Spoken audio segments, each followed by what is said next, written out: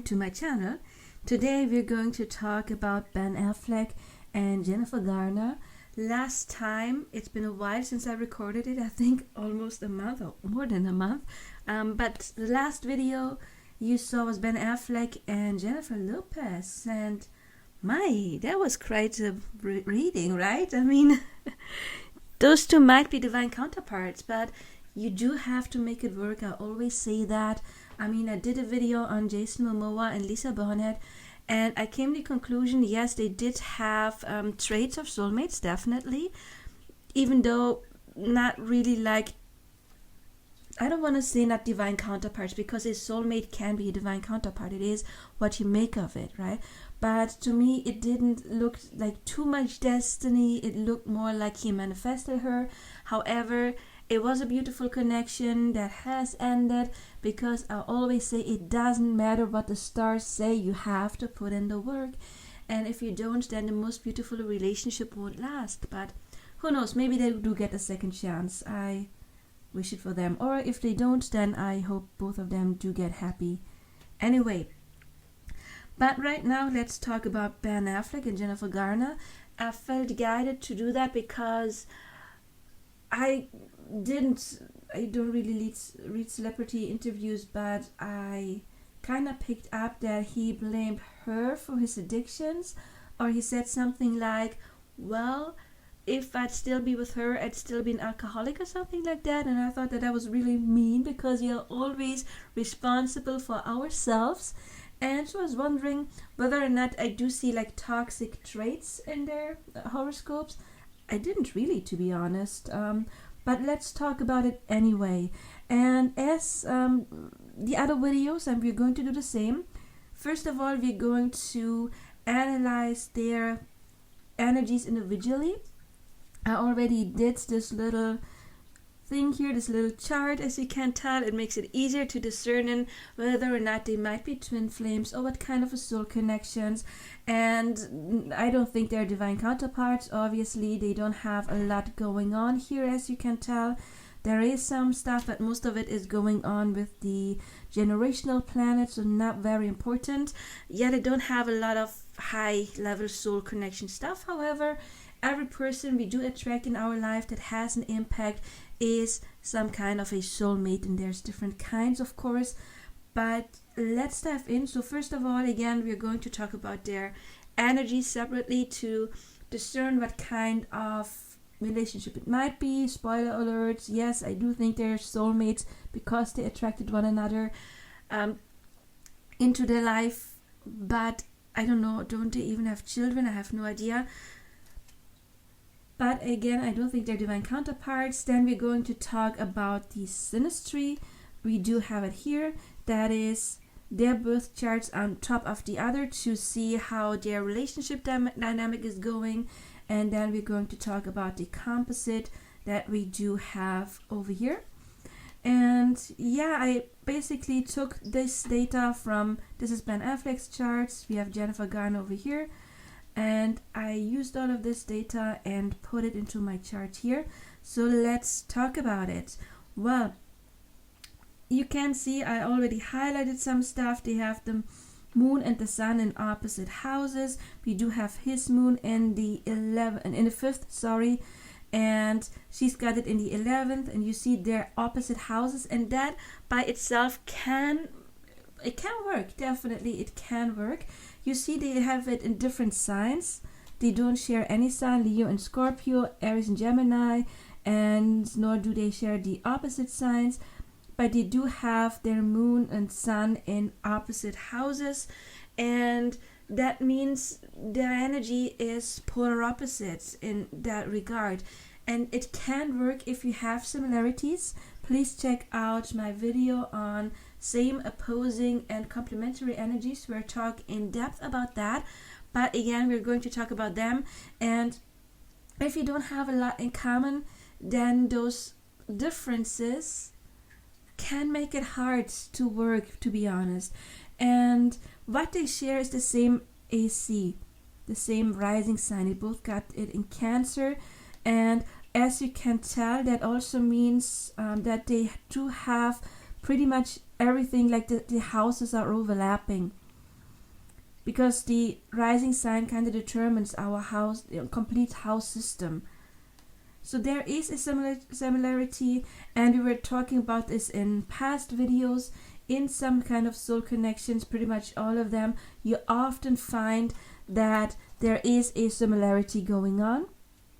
For example, one person's sun sign could be the other person's moon or rising sign, or vice versa.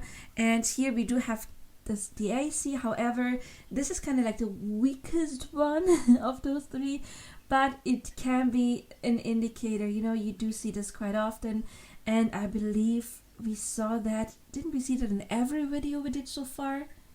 I think so. I for a moment was talking in the Brad Pitt and Jennifer Aniston video. I believe I was mentioning Johnny Depp and Amber Heard, and they didn't have that. Even though, to be fair, we don't know Amber Heard's exact birth time, so we don't have her rising sign. So she might have a rising sign that is compatible to one of his sun, moon, rising. However, yeah, that's a toxic connection. You can basically see who's the victim in this relationship and who's the perpetrator. And of course, Amber is the violent person. It is clearly. I just didn't really go into that, but I did mention that in the Brad Pitt video. Anyway, so we do have a shared energy here. And as I wrote here, it's not too important because they don't have any different sign. It's just the opposing houses with their sun and moon. It would be stronger, for example, if they would have the opposing signs with both of their sun and moon signs. But again, we do have one moon and one sun. So this is not a very strong aspect. And then we don't have anything in common with the personal planets. None of the signs, none of the houses. We do have the generational planets, but they were both born in 1972, so that is not a surprise at all. And since they share the same AC, the same rising sign, it's not even a surprise that it's in the same houses. So when we talk about the generational planets, the house placement is more important than the sign placement, because again, a whole generation, or at least people born within a couple of years, would share the same sign, and it is not as important. So when we talk about those planets, we always have to consider sign and house in combination. I mean, we always have to do that, always. But here, that again, not too important. Then again, Pluto, when we talk about Juno, they have Juno also in the same sign, the same house, and Juno is the sign of our person, you could say. It kind of like tells us who is my soulmate, my divine counterpart, my twin flame, if I have a twin flame, but my divine counterpart. The twin flames can be divine counterparts, but there's other kind of soul connections, and it would determine who is my person. And they both have it in Libra, but you see here, nobody has strong Libra, but that is not too important. Let's check this. Juno in Libra. Let's just read this real quick. Your soulmate or your partner could be beautiful, charming, and well-mannered. Additionally, you will enjoy their company and do many things together for many years. The relationship or marriage can be centered on just you two, regardless of children. You will recognize your soulmate instantly as someone you can spend many hours with. Yeah, that is something we're going to talk about in their synastry, this instant like love at first sight, or at least attraction at first sight. We do have that there. But you see it here. This does not necessarily mean that the other person needs to be a Libra. I mean, both are beautiful. I don't know if they're charming. Let's just assume that. Well-mannered. I don't know. Let's just assume that.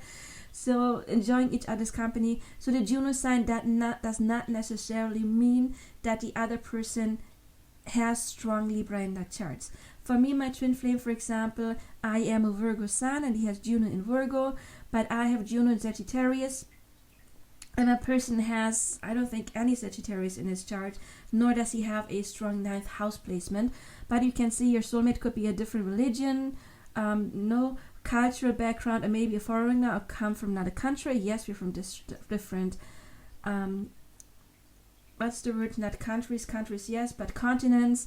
He or she could be famous and have a talent for writing, teaching, or education. You may follow this person to another country or travel extensively to find him or her. So this applies very much to my twin flame, even though he's not a Sagittarius. So don't be discerned that if you have your person and your Juno is in a specific sign and they don't have that. However, in high soul connection, we often find it, not always, but often, that one person has like sun or moon or a strong aspect of what the other person's Juno is. Like again, my twin flame, I am a Virgo sun, he has Juno in Virgo. So that could be an indicator, but it does not have to be. So again, however, neither one of them, and we do have the asteroids here. I do have a different one because this one could be a bit too much and it doesn't really show the connections between the other signs.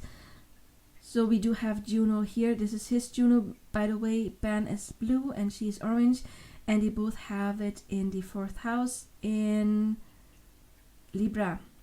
And you can see it here. 17 degree and 7 degree. If you're wondering, is that a conjunction? No, when we talk about asteroids, 2 degree apart would be a conjunction. Anything more than 2 degree would not be a conjunction. You know, when we're talking about sun, moon, it can be up to 10 degree, but not when we're talking about asteroids. I'm going to close that. You see, this is where I got the information from. Also, you do see we're talking about Eros later. We got Pisces and Aquarius going on here, and we got Psyche and Virgo, both of them 2 degree and 26 degree. But again, this is so you know where I got this information from. Let's close this and let's go back to our chart. So again, they do have Juno in the same sign. Again, not surprising, they were born in the same year, but neither of them has Juno. However, I mean, they're celebrities. Many celebrities are attractive. I'm personally attracted to neither one of them, but that's just my opinion. Well, actually, she's pretty. I think she's pretty. Libra, we got Eros and Psyche. What we want here, to be honest, is we want not so much them in the same sign.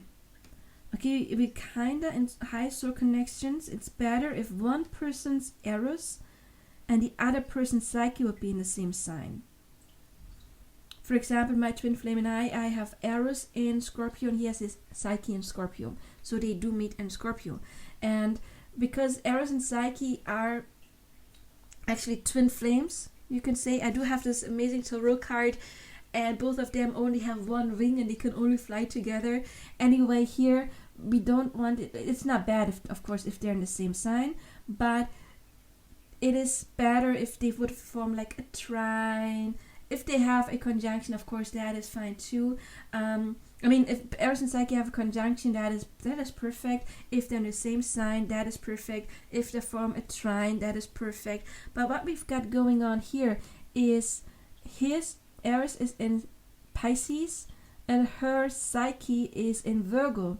So they're actually opposites. That's like, you could say they're like star-crossed lovers. Like they're always completely opposing energy. They couldn't be further away from each other. And again, we got here the same sign, of course. But again, Eros and Psyche in the same sign. It's a beautiful thing.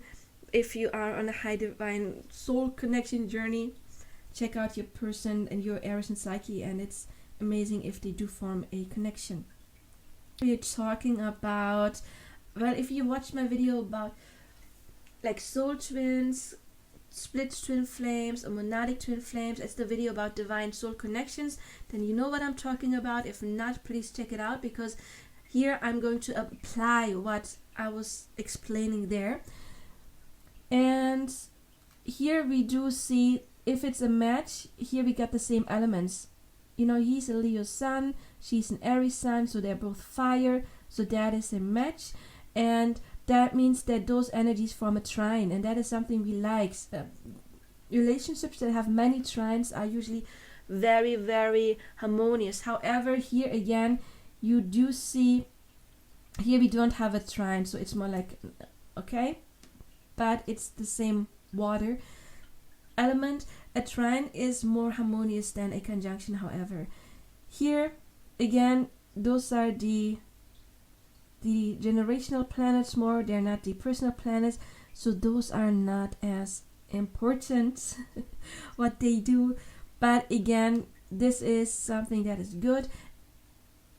In a soul twin connection, you would have several yeses up here when it comes to the personal stuff, because again, a trine is the most flowing, harmonious combination there is. And however, we're going to talk about synastry as well, because still, if you have a trine between Venus and Sun, Venus Moon, that is perfect as well, very good. But we're going to talk about this in synastry. Here, what we're doing here is we're comparing their Sun energies, their Moon energies, their Mercury energies to one another. And so they do have some matches here. They don't have any oppositions here. Oppositions would be like the opposite of Leo would be Aquarius. You know, we do have the opposite would always, of course, always be like the opposing sign. They don't have any oppositions.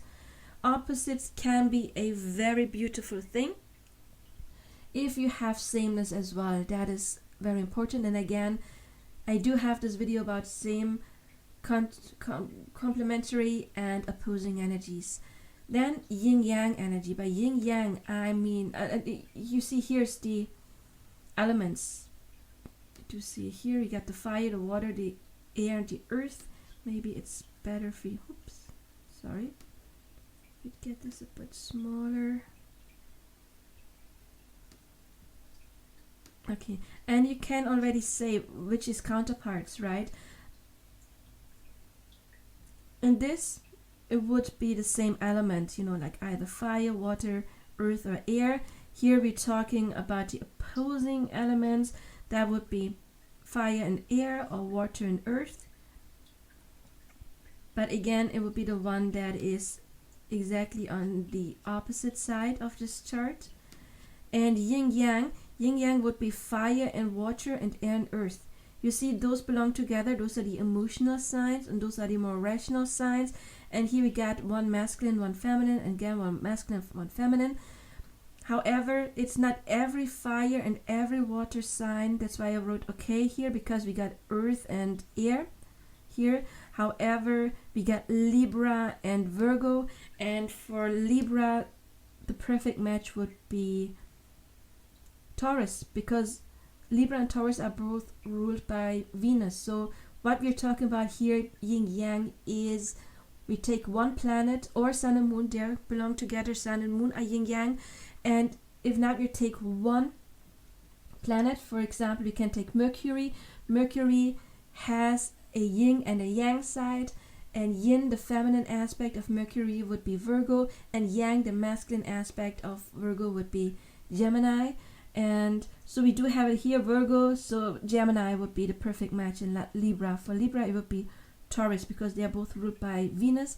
The Mars signs are Aries, fire, and Scorpio, water, because again both of them are ruled by Mars. And then we have Sagittarius and Capricorn, because they are both ruled by Saturn. And then we got Pisces and Sagittarius, both are the Jupiter signs. So that's what we did here.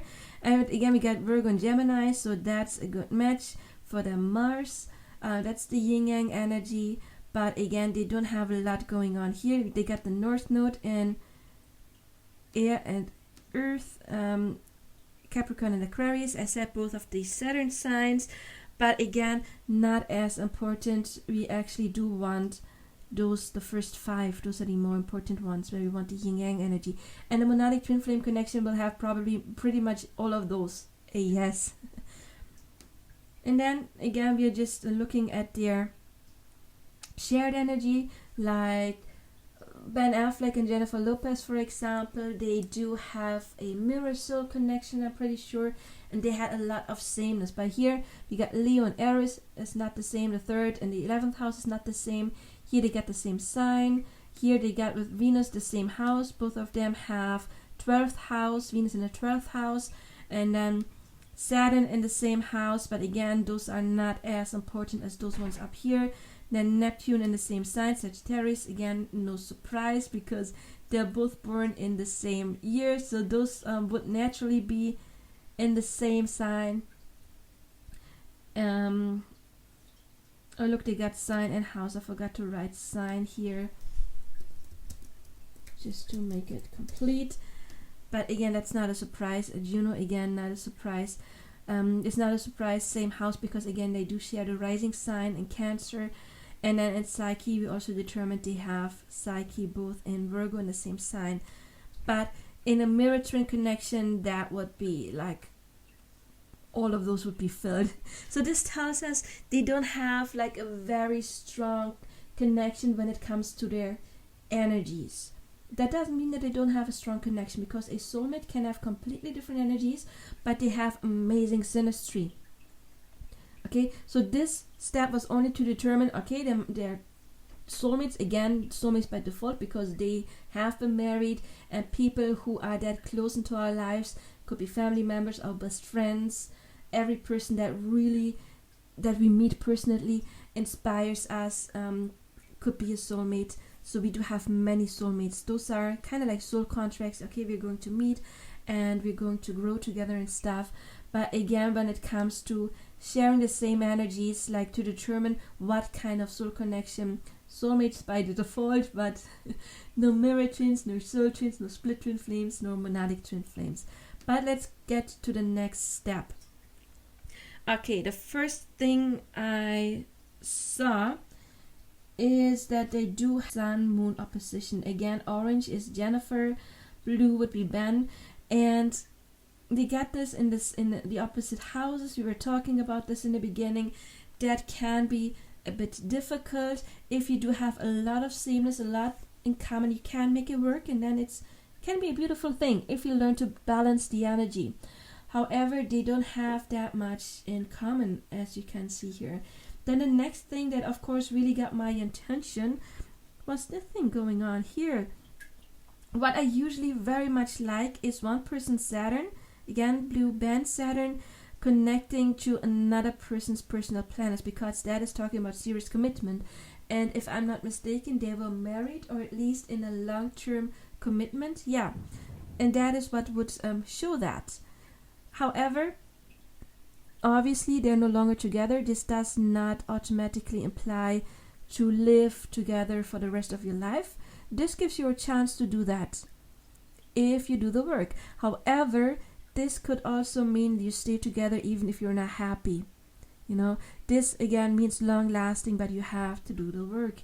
However, what I don't like too much is that all of this is happening in the 12th house, because the 12th house is a very, it's a house that has no rules, no limits, we could say, because it's ruled by Neptune. Neptune is a gas planet, so it has no strict border, it's not solid, it has no real limit. And Saturn is the total opposite. This is the planet of restriction, and having Saturn in the place of no limit can be a bit difficult. And again, if for example this wouldn't be his Saturn, it would be his Sun, and they would have this beautiful match, and that could talk about a highly spiritual connection. If they would have another Saturn placement, for example, this would be his Sun, and this connection would be trining somebody else's Saturn somewhere else, not in the 12th house, then this could talk about a high spiritual connection that can get grounded. However, this is like a big grain of salt, you could say. Again, you can make it work, but the difficulty here is the 12th house is also talking about illusions, and this can indicate, again, there is no limits, there is no boundaries, you have to play the planet of commitment and seriousness in the house that has no limits. You know, and this doesn't mean limitless commitment. It kind of means it's something hard to pin down, it's hard to grasp. And this, all of this stuff is falling into his 12th house either. And that can show that maybe she did not see his true self. Because when we have all of that stuff, especially like the moon, and then there's Venus as well, in somebody else's 12th house, there is a strong, it's problematic, a strong, what is the word? It could highlight putting someone on a pedestal and not seeing them for who they really, really are. You know, just seeing like them, some kind of an illusion. You don't see who are they really. And you always see them through, how's it called, rose-colored glasses, something like that. I do love this connection very, very much. But it is a bit more difficult being in the 12th house. Let's be honest about this. And that can make it a bit harsh. However, you can always make it work if you have other stuff. They do have some good stuff. They do have a sun-sun trine. That is something I like. They do let each other shine. They do, the sun is our masculine energy. It's about how we help another person, how we support them. And that can talk about a very supportive connection, like guiding each other's back. Because again, the trine is the most harmonious connection, even with celebrities. I mean, I could imagine that some of them don't want to be outshined. And if they were like in opposition, that could be a problem, or a square, that they're in somewhat like a competition. But here it's more like an ease, a flow, like we grow together, we let each other shine, we give each other space. So that's a beautiful thing. And also we got this connected like a sextile with his Mercury. So this can't mean that there was good communication, or they may somewhat thought alike. So that's another good thing. But again, Saturn in this, it could be a bit of a party pooper, to be honest. Even though I love, you see, the Saturn-Moon connection, especially conjunction or trine, very often, or of course Saturn-Venus, conjunctions, trines, and even oppositions. You see that a lot in long-lasting relationships. Because again, this is the planet of commitment. And that's what the moon wants. The moon wants stability. And that is stability. Venus, we want to be loved. We want that stability. And that again is stability. Just it being in the 12th house means, she got that stability from him. But she maybe never really saw who he really is, or there was like something misinterpreted, or he was hiding something. There was some kind of illusion, and that of course could be vice versa, but I'm seeing it more like, because it's her stuff falling into his 12th house, it's more like she was the one who didn't really grasp him. But again, it's often like a vice versa thing. Then we do have, you see, we don't have any beautiful connection with his Venus. And that's can indicate that in the long run, he didn't really feel fulfilled in this relationship. And I think this is what he was talking about, right? We do have a square here to her Mercury. We do have the opposition to her Jupiter. It's a good thing is, of course, his Venus falling into her first house, which means he finds her very attractive.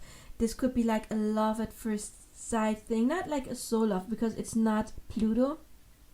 But again, this attraction, like being into the other person at the first sight. Definitely, he thinks she's absolutely gorgeous. She is exactly his type, you could say. Okay. However, we do have the square and the opposition. A square, don't be scared of squares. Squares are karma. Karma can be overcome, and you still can turn this into a beautiful connection. I do have a video that is called How to Turn a Square into a Trine. You can check that out. But again, in the long run, he didn't feel that fulfilled. Then I wrote down, we do have her Sun trining his Mars. Yeah, his Sun and his Mars. That's another beautiful thing, and that can talk about amazing sexual chemistry. Again, thinking the other person is attractive, amazing sex, being in the same wavelength when it comes to sex. Both of those are fire signs, and that's again sharing a same passion. That's a beautiful thing. But again, good sex is not the glue that sticks you together for the long run, right? There's, one aspect that keeps you happy in a relationship, but you do need more than that. Then I wrote down his Mercury over here. It is over here. Yeah, okay, I was already saying it's sextiling her stuff. That can indicate that there were some like thinking alike, talking alike. Also, Mercury in the other person's second house can be, for example, he gave her a lot of compliments, or he was talking rap and in some kind of. But however, you have to check. Let's check that, because it can be good the other way around. Yeah.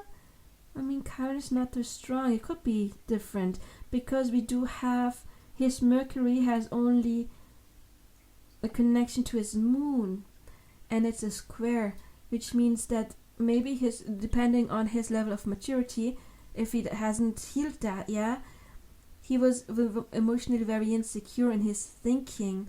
And then if we have an insecure Mercury falling into the other person's second house, then it could turn into the opposite, like tearing the other person down. So we always have to check when one planet is falling into the other person's house, how does it look in their chart. We do have Chiron here, means there is some kind of wounds, he can overcome them, yes. And then it would be good once he has healed his Mercury, meaning his way of thinking, he's learned to be more positive, for example, because again, this would highlight somebody who's very insecure in his own emotions or in his way of thinking, and that could be detrimental if that falls into the other person's second house. Unhealthy Mercury or any sign would be the opposite. Instead of talking the other person up, it could be tearing the other person down. So again, that depends on how mature he was at this time. Then I wrote down some notes here. Jupiter is over there, and Jupiter is right on his descendant. It's at 8 degrees in Capricorn, and his AC is 8 degrees, so it would be 8 degrees. Okay, perfect match. The descendant is our relationship house, like whom do we attract, and Jupiter, especially celebrities, can talk about some kind of fame. Remember when we were talking about Juno, for example, Jupiter is connected to Sagittarius, and that can be fame. Okay, Jupiter can be connected to fame. In order to see fame in one person's chart, there would be more signs. However, of course, anybody can manifest anything. So she was somewhat enhancing his life, you could say, bringing him something into this relationship, brought him something. Could also be good business, of course, because the seventh house could also talk about business. So then we do have, I wrote down, we don't have any really seventh house except for that, but no personal planets, seventh or eighth house placements. Something you would find in strong soul connections. Of course, the seventh house is the house of commitment. The eighth house is the house of deepest emotions. They do have the north nodes in here. However, they are not connected. Neither are the south nodes. You see, there is no connections. This means, well, if his north node falls into a seventh house, that maybe he learned something, or both learned something about relationship in this relationship, and both learned something about deep emotions, some kind of a healing through this relationship. But that could indicate that this was not meant to be. Doesn't have to. Don't freak out if you don't have any connections, because we do manifest. There's other factors, but we already saw here that there's not a lot of like strong stuff going on that is talking about fate, and nor do we have that in here. Nor do we have any vertex connection. A vertex is fate, you could say. Yeah, we do have Black Lilith here, but we don't have any personal planet connected in any way to vertex, the fate. One thing you could say, I don't know, do they have children? It's in each other's fifth house. The fifth house can talk about Children also, of course, about popularity. So that may be a thing that they met each other, maybe because they're both famous, because they manifested to have children. Yes, but again, in a twin flame relationship, you would find a connection to the vertex. It's because, again, fate. North node or south node. It could be either one in high strong soul connections. You would have either, most likely, a north node or a south node connection. It could be either one. Many people say, well, a south node connection is holding you back. I disagree. It depends on if that would be connected to squares, then yes. But if it's a beautiful connection, then it's just meeting somebody from the past and you can go on together to the future. So don't be freaked out by south node connections. All they mean by itself is past life energy. You met each other in a past life, if you believe in past lives, and it was destined somewhat, and you can take that person and go together to the future if you don't have any nasty stuff going on here, like squaring, for example. That could be not too positive. Again, I was talking about the Venus. I have that in my notes. The attracting love at first sight. But again, this love at first sight would be more like physically. Like, I think you are hot. Not, oh my god, I think this is like this deep soul connection. That would be Pluto.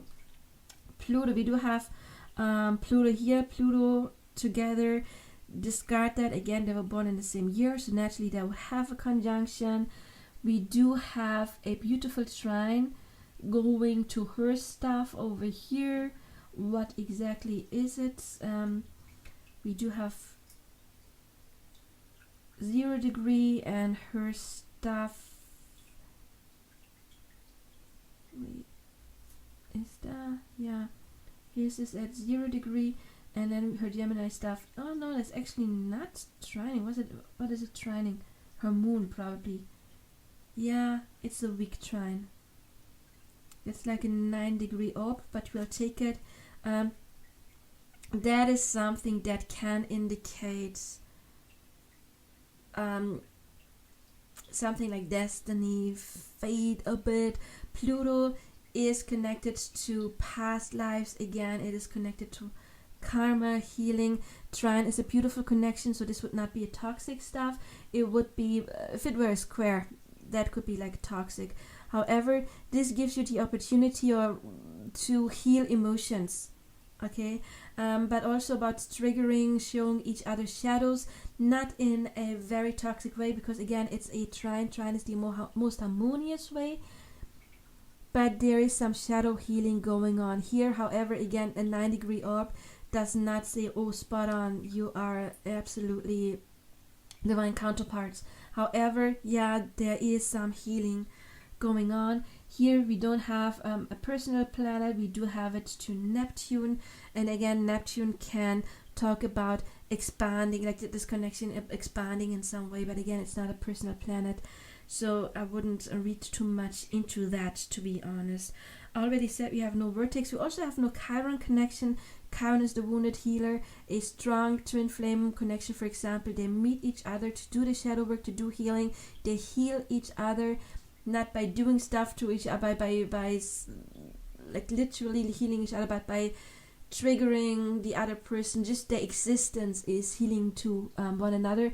So a twin flame connection would have a Chiron connection as well.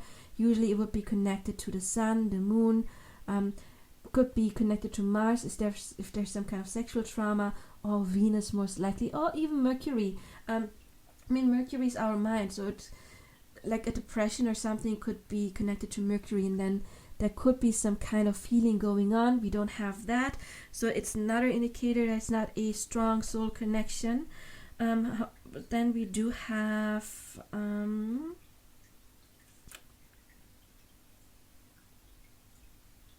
Pluto, yeah, her 12th house stuff, I was talking about that. It talks about deep emotions. However, it is opposing his Mercury, so there could be like some kind of radical thinking. Her Mercury, I mean, transforming a way of thinking. However, this also could tear someone down, to be honest, in their way of thinking. Especially, look, her Mercury is only connected in a negative way to his stuff. So looks like in the long run she was kind of pessimistic about this relationship, you could say, or it really dragged her down mentally, you could say. I also wanted to talk about, and I kind of skipped it so far. Yeah, I wanted to talk about Neptune. Neptune is talking about our addictions. And I mean, that is what he basically said. Oh, if it were still with her, I would still be addicted. He should not put that on her. It's your choice to not go to rehab or to not do the work. I mean, I think he did go to rehab, but even if you relapse, it's your job. Don't put that on somebody else, dude. That's not cool. But again, I'm not surprised that maybe he did feel not too happy. Didn't I see something about Neptune and Saturn? Yeah, look, Neptune. No, it's not doing anything to Saturn. No, no, it does. Where's Saturn? Yeah. So again, Neptune can talk about limitations, and Saturn, and Neptune can talk about addictions as well. So it looks like she was trying to give him restrictions when it comes to overindulging, and that could have created chaos. Also, you see their Neptunes fall into each other's 6th house, yes, and the 6th house, the Virgo house, is also talking about healing. This means that she genuinely wanted him to get better.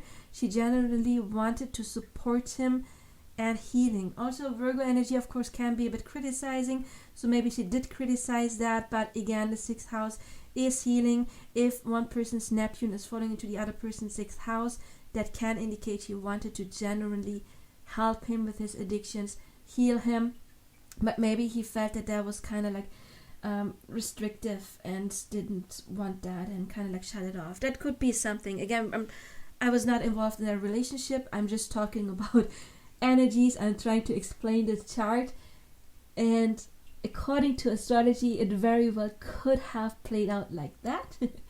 But I don't know them personally. I wasn't there. It is just what astrology tells us. So again, this would be helpful, healing and supporting the other person with Neptune when it comes to addiction. Also, it's of course very funny that we do have this stuff in the 12th house going on in the Neptune house, and it is kind of like opposing, because this is the 6th house, Neptune in the 6th house. This is kind of like again like a mismatch energy. You can make it work if you learn to balance it, but besides this awesome thing here, Saturn and Moon, Saturn and Venus, and the Sun trine, they don't have a lot of stuff really going on that is like talking about we do make it work. But again, they could have made it work. They do have this connection. However, again, a Saturn connection means stability, long-lasting relationship. It doesn't mean happiness. You have to have other. This does not determine happiness. This determines we stay together for a long time, come what may. But if it's getting too heavy and you don't do the work, then even this connection would break up.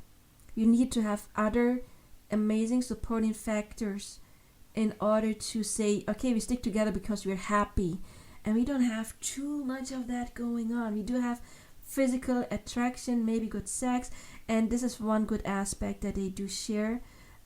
Otherwise, they don't have too many good stuff. But still, I wouldn't really call it like a toxic relationship.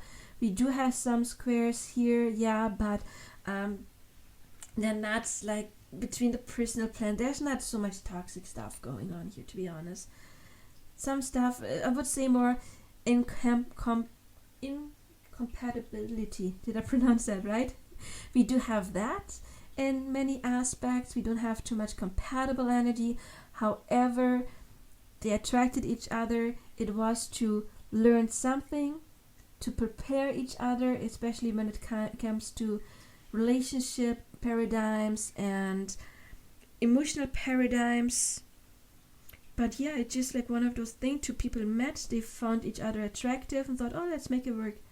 And then they got together, and then they noticed, oops, maybe not the best idea ever. That's what it looks like for me. But again, let's get to the next step, the composite chart. And the composite chart, what I failed to mention, all this 12th house stuff. The 12th house is also talking about secrets. The 8th house as well, yeah. But this is also talking about not wanting to be very public. We did have other relationships. Was it Brad Pitt and Gwyneth Paltrow? I don't remember. Might be, or him and Jennifer Aniston. I think Brad Pitt and Gwyneth Paltrow. They had a lot of 10th house stuff, public relationship, maybe, and I think he also had something like this going on with Angelina Jolie. We get something out of this relationship for making it public, for maybe getting good press and something like that. It looks like they tried to keep it more hidden, but again, I have no idea. Maybe there's like tons of articles out there where they're portraying their love. I don't know. But again, I'm talking about astrology, and this looks like they're more like trying to have it a private relationship and not completely out there, because again, it's not the 10th house. And here we got it again. We got the Sun and Venus in the 12th house, which can talk, I mean, this could also talk about affairs. I mean, they were married. It was not an affair. But it could be something that is classical affair, especially if we would have like a strong 5th house. You have the moon in the 5th house, yeah, but the Mars in the 5th house, for example, could highlight, and then like 12th house stuff, a secret affair. But this, I mean, we're talking about celebrities, more like we want to keep it private. This, however, can indicate soulmates or twin flames or any kind of soul connection, because we got the rising sign in Cancer. However, yeah, we got Mars in Cancer, but it would be stronger if we got the Sun and Venus, for example, in Cancer as well. Cancer, you can see, kind of represents the yin-yang symbol with this going on here. So having the ascendant composite would highlight something like a soul connection relationship. I mean, we already determined, yeah, they kind of had that, even though we don't have anything like it was fated to last. We have free will. They could have made it work.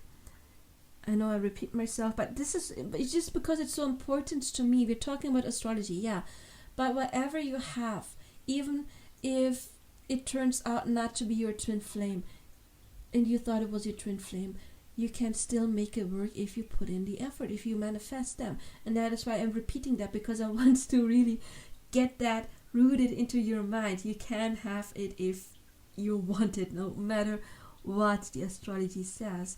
You know, some relationships just require a lot more work than others. Yeah, we got the moon in Leo.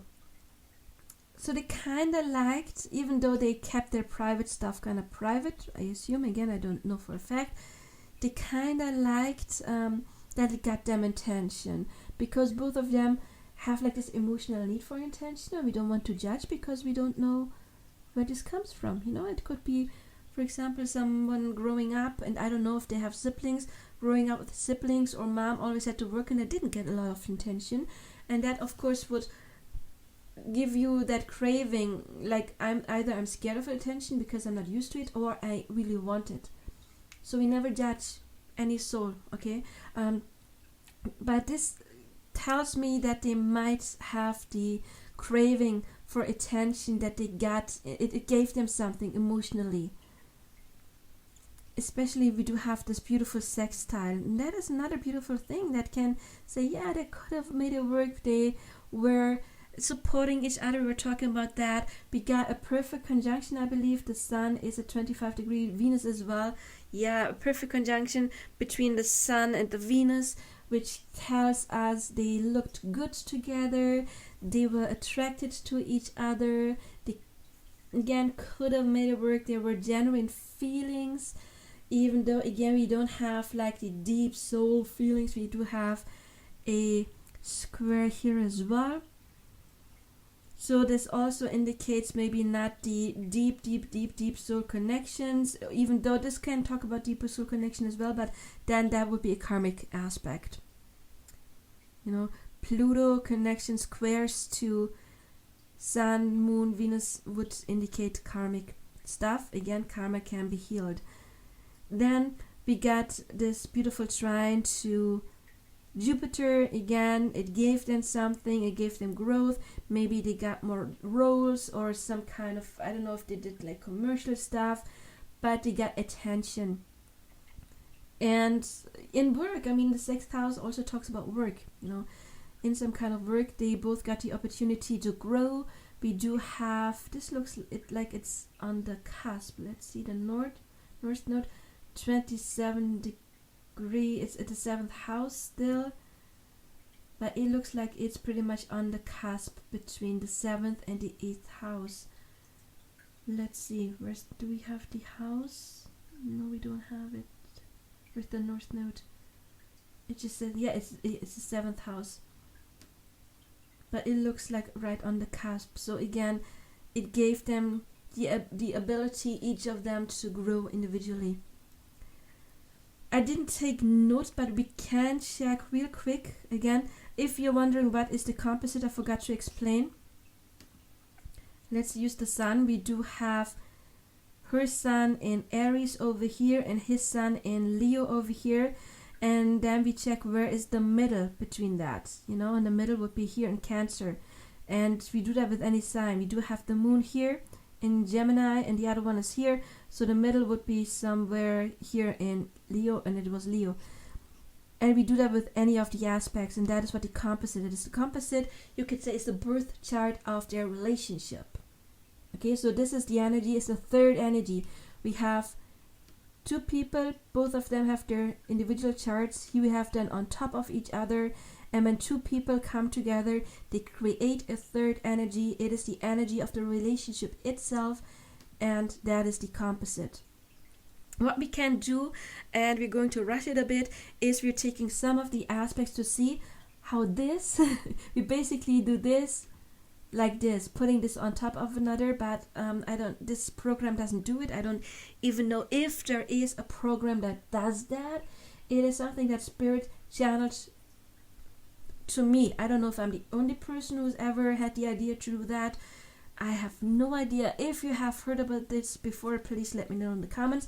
However, this is something that I got channeled by Spirit, is you take this third energy and you see how it affected each person individually. Okay, let's start with the sun. The sun is in Gemini in 25 degree. Remember that Gemini 25 degree sun. So we go to him, and that means the sun would be like here. Sorry, here. And then we see the sun would, no, here. Wait. I'm sorry, I'm kind of like, yeah, here, it's here. The sun, sorry, would form a connection to his Saturn. So he wanted to ground this relationship, at least for a while. He wanted this commitment. He wanted to give her that commitment. And does it form any opposition? Gemini, do we have 25 degree here? Yeah, Jupiter, again, he felt after a while that he wasn't able to grow in this connection anymore. Does it form a trine? A trine would be 25 degree Aquarius, no, 25 degree Libra. We do have Uranus not so far apart, which means it gave him maybe some breakthroughs. Uranus energy is sudden changes. It can talk about ascension as well. I mean, Uranus energy is connected to the crown chakra, and so it can have given him some kind of changes in the way he was thinking. Do we have any squares? It could have been squaring his IC.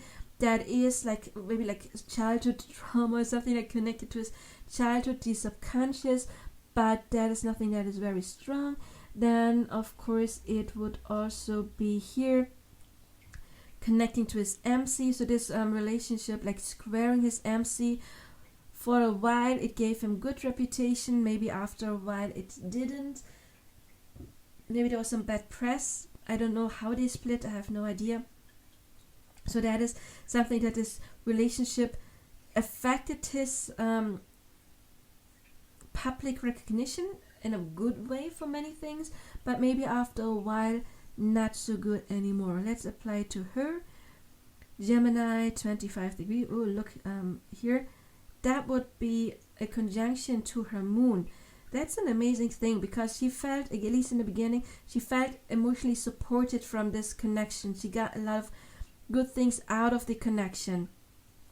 This is less than 25 degrees, so we got 13 degree and 13 degree. So that's not a conjunction anymore. But again, the sun combined with the moon is we feel supported. So for a while at least, she felt support in this connection.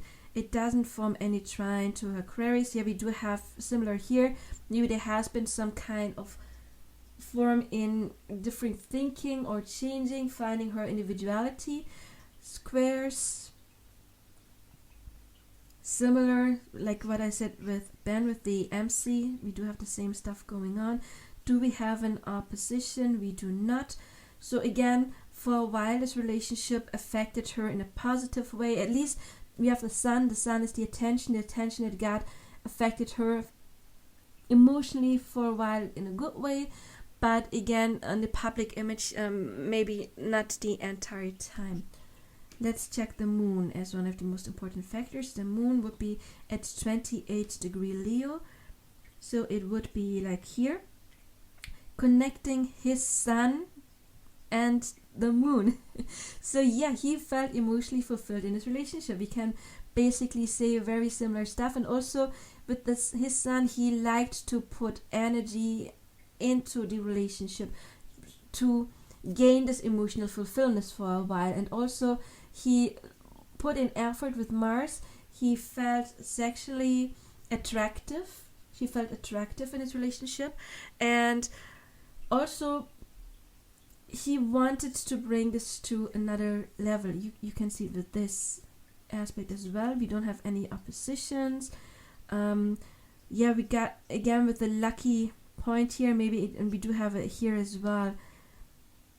It's that he got some luck out of this connection, most likely financial luck. And we do have that here, here as well, when it's connecting to his point of fortune. Then it is connected to his Jupiter. It did make him grow for a while, not in the long run, but yes, it gave him some kind of growth. Do we have a Neptune, but again, that's a weak one. And a square here, no square here. Let's talk about Venus real quick. Venus is same as the sun. So everything basically we could said about the sun, we can apply with Venus as well. It gave them some fulfillment in love. It gave them some fulfillment of feeling loved, at least for a while. So there was something that was positive. They felt beautiful in this connection. When we're talking about high soul connections, again, I always say Pluto is very important. Pluto is our healing, is our transformation. And Pluto is at 0 degree Libra. What did it do to Ben? 0 degree Libra, connecting to his Pluto. So everything, since it's here connecting, you could say everything basically we were talking about here when it comes to Pluto, we can just like take it, like how they affected each other is also how the relationship affected each other. So there's probably this weak connection to the emotional fulfillment as well. It gave them something to heal, and on the emotional level, however, not a very, very strong factor. The North Nodes probably still here. So the North Nodes would be right in between here, would be still unaffected. Chiron in Aries at 15 degree Aries. Yeah, doesn't really do too much to him nor to her. There's no personal planets involved. So yeah, to sum it up, this connection, it was not really like a fated high soul connection. However, it must have been a soulmate connection, otherwise they wouldn't have gotten together. I don't know if they have children.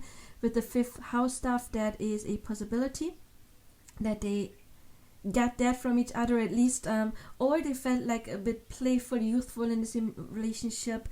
It gave them both some learning, some transforming, could have made it work, decided not to, because again they don't have too many strong aspects that talk about we're going to really ground this. Yeah, let's talk about Saturn real quick. We do have Saturn here. It is not really Mercury, but not really forming anything to any personal planet. Saturn, and again Saturn can't have done too much. I mean, it's like in between here. So the Saturn connection is conjuncting her Venus, her Mars, doing something to her emotional. She wanted the stability. Both of them wanted the stability. I mean, every relationship we get into, I mean, again, I don't know if they were married, but if they were married, we do marry because we think this is my person and we want the stability, right? And obviously both of them wanted that, but there were restrictions. Maybe the addictions could have been a problem with this connection with Neptune. But again, this is kind of like problematic. They had completely different needs, you could say. However, oh, okay, yeah, we didn't do that. However, Mars, Aries and Scorpio are counterpart energy, yeah, like yin yang energy, because both of them are ruled by Mars. So there was some similarity. Even though it is like the opposition, they did have something in common. And I said in the beginning, I kind of missed that because again, here we were checking the sun and the moon. And what? We got Aries and Scorpio, right? I kind of missed that. How could I miss that? Aries and Scorpio. Yeah, because again, I was more likely checking sun, moon, but those are counterpart energy, yin yang, because both of them are ruled by Mars. Aries is the masculine aspect of Mars and Scorpio is the feminine aspect of Mars. So they do have some similarity here, but you see there is still not enough going on. So it is an opposition, even though it is complementary energy. So that is tricky. It's complementary and at the same time not too complimentary. But they don't have enough stuff. But again, you can make it work, so don't freak out. It's just not because they're, I mean, we're looking back at a relationship that didn't work. That doesn't mean that it didn't have the possibility to make it work. Okay? We're looking back at something that already is done and over, and we're talking about why, yeah? We're not talking about, oh no, they never had a chance, because they did have a chance. They did. They have some, not a lot, but they do have some good things going on that obviously tells they had a chance, they felt attracted to one another. At least in the beginning, they felt loved, and they loved the other person. That was genuine. And I think actually it is genuine also because it's not 10th house stuff. It is not for the publicity. Did they gain something? Yeah, I mean, I'm not a celebrity, but a celebrity couple, of course, they get something out of it. But that was not the intention. That was not the intention because, again, we got Mercury here, but again, not a lot of like 10th house stuff. That was not the intention of this relationship, to get that. Did it bring some? Yes. And again, the 12th house is private. They didn't want it to be like completely out there, I assume. And if they put it out there, then I don't think they felt too comfortable with it, with that stuff being in the 12th house, to be honest. They got the moon in the 5th house. Again, both crave some kind of public recognition. Yes, but that was not the purpose of this relationship. I think they had genuine feelings, but there were other things that they didn't overcome. They were not able to overcome other stuff. But still, I mean, Ben seems to be happy with J-Lo right now, and I wish them happiness. I have no idea if she is. Does she have a spouse now? I don't even know. husband's got fully, I don't know, is she still married to that guy? Has he ever been married? I have no idea. But again, both of them I hope are happy, and I wish them all the best, and I wish you all the best. And if you like this video, please like, subscribe, hit the bell icon, and check out my other videos. Of course, I forgot to mention, you can book your own video just like that to check your connection, what is going on between you and your specific person. Your specific person can be a love interest, but of course it also can be your bestie, it could be a family member, it could be an ex and you don't want to know what happened, what the hell went wrong there. You can reach out, and yeah, bye bye.